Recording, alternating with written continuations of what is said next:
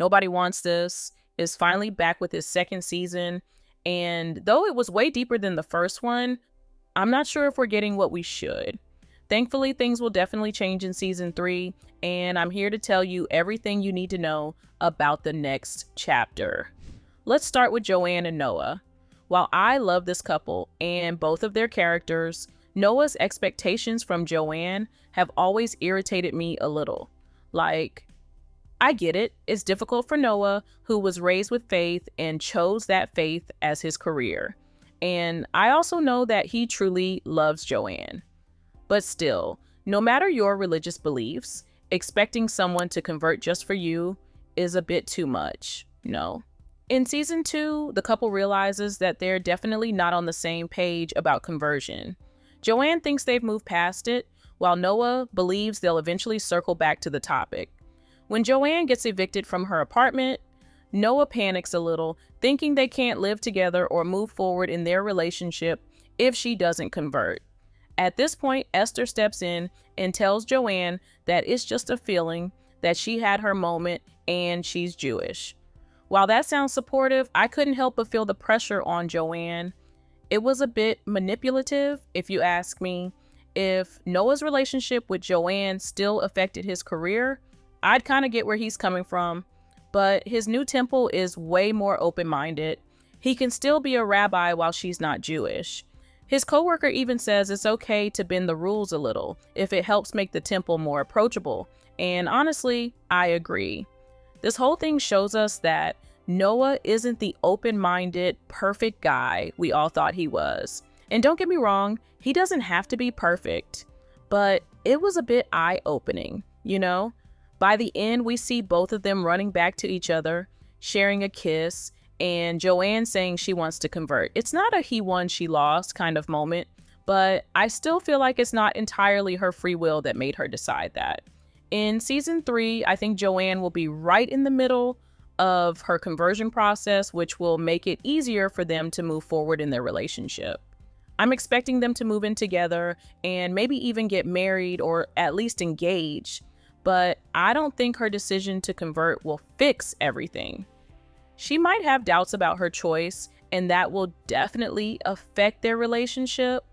They're moving too fast, and they're still learning new things about each other. I also expect to see how Joanne's relationship with Noah's mom evolves after her decision and dedication. Now, let's move on to another couple, Esther and Sasha.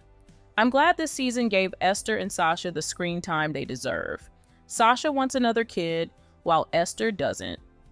Eventually, she realizes that she wants to explore herself away from Sasha because they've been together for way too long.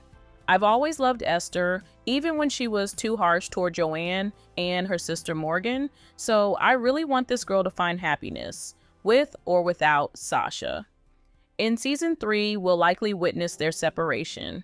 I'm so curious how Sasha's mom will react, you know?